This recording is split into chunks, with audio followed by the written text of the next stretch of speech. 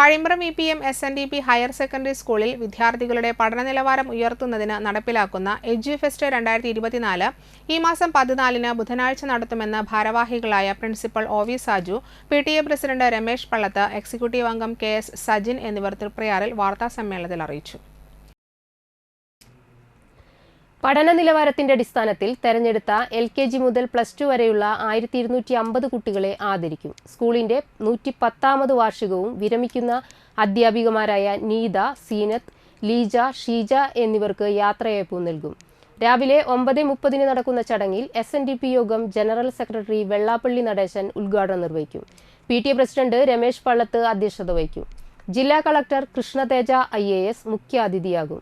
SN trust board member പ്രീതി Natesan, Nattika union president Unnikrishnan തഷ്നാത്ത്, ജില്ലാ panchayat president VS Prince എന്നിവർ വിശിഷ്ടാതിഥികളായിരിക്കുമെന്നും ഭാരവാഹികൾ വാർത്താസമ്മേളനത്തിൽ അറിയിച്ചു.